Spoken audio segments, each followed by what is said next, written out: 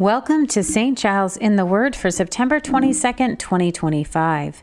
Our readings today are Mark 9 and Proverbs 7. We are reading, as always, from the New International Version.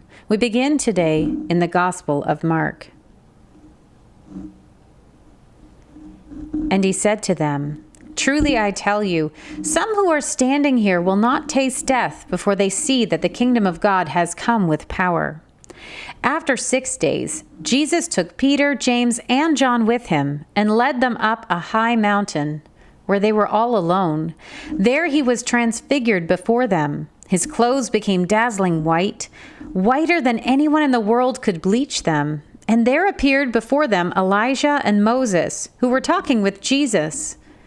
Peter said to Jesus, "Rabbi, it is good for us to be here. Let us put up 3 shelters, one for you, one for Moses, and one for Elijah." He did not know what to say. They were so frightened. Then a cloud appeared and covered them, and a voice came from the cloud. "This is my son, whom I love. Listen to him." Suddenly, when they looked around, they no longer saw anyone with them except Jesus. As they were coming down the mountain, Jesus gave them orders not to tell anyone what they had seen until the Son of Man had risen from the dead. They kept the matter to themselves, discussing what rising from the dead meant. And they asked him, "Why do the teachers of the law say that Elijah must come first?" Jesus replied, "To be sure, Elijah does come first and restores all things. Why then is it written that the Son of Man must suffer much and be rejected?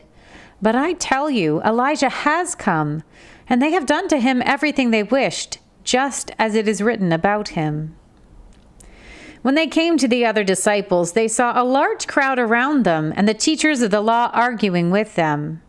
As soon as all the people saw Jesus, they were overwhelmed with wonder and ran to greet him. "What are you arguing with them about?" he asked. A man in the crowd answered, "Teacher, I brought you my son, who is possessed by a spirit that has robbed him of speech. Whenever it seizes him, it throws him to the ground. He foams at the mouth, gnashes his teeth, and becomes rigid. I asked your disciples to drive out the spirit, but they could not." "You unbelieving generation," Jesus replied, "how long shall I stay with you? How long shall I put up with you? Bring the boy to me." So they brought him. When the spirit saw Jesus, it immediately threw the boy into a convulsion. He fell to the ground and rolled around, foaming at the mouth. Jesus asked the boy's father, "How long has he been like this?" "From childhood," he answered. "It has often thrown him into fire or water to kill him. But if you can do anything, take pity on us and help us." "If you can," said Jesus, "everything is possible for one who believes." Immediately the boy's father exclaimed, "I do believe. Help me overcome my unbelief." When Jesus saw that a crowd was running to the scene, he rebuked the impure spirit. "You deaf and mute spirit," he said, "I command you, come out of him and never enter him again." The spirit shrieked, convulsed him violently, and came out. The boy looked so much like a corpse that many said, "He's dead." But Jesus took him by the hand and lifted him to his feet, and he stood up. After Jesus had gone indoors, his disciples asked him privately, "Why couldn't we drive it out?" He replied, "This kind can come out only by prayer." They left that place and passed through Galilee. Jesus did not want anyone to know where they were, because he was teaching his disciples. He said to them, "The Son of Man is going to be delivered into the hands of men. They will kill him, and after 3 days he will rise." But they did not understand what he meant and were afraid to ask him about it. They came to Capernaum. When he was in the house, he asked them, "What were you arguing about on the road?" But they kept quiet, because on the way they had argued about who was the greatest.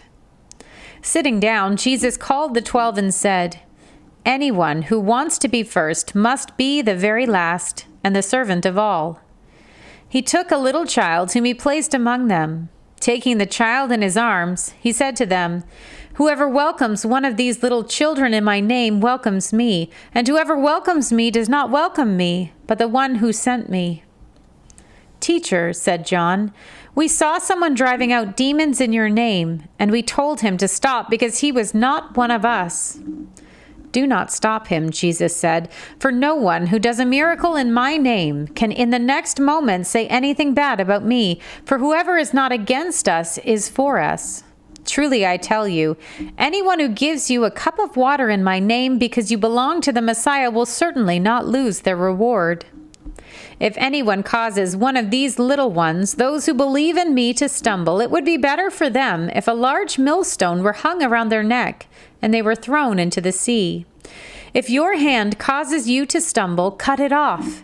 It is better for you to enter life maimed than with 2 hands to go into hell, where the fire never goes out.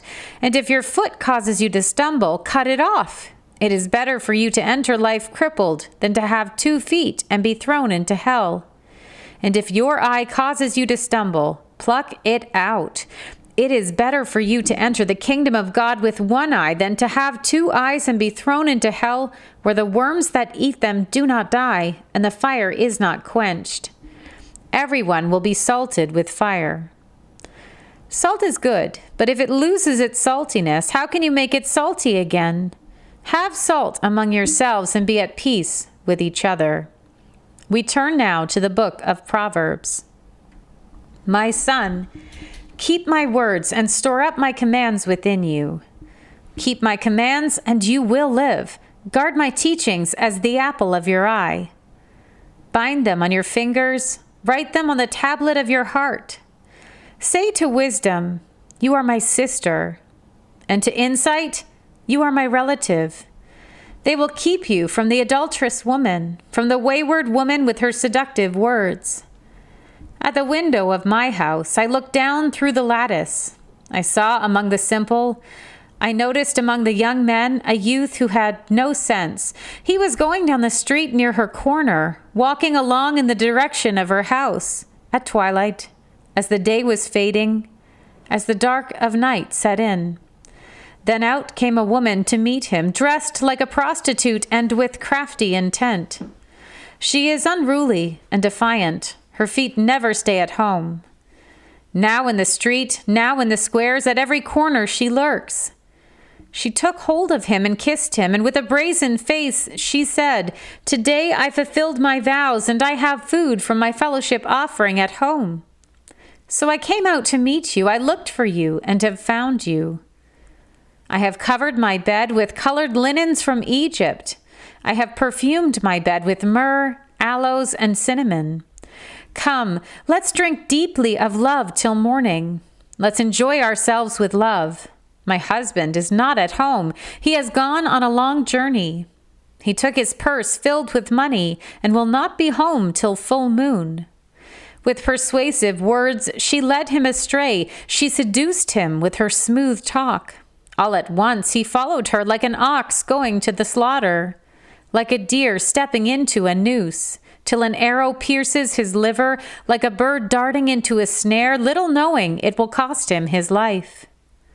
Now then, my sons, listen to me. Pay attention to what I say. Do not let your heart turn to her ways or stray into her paths.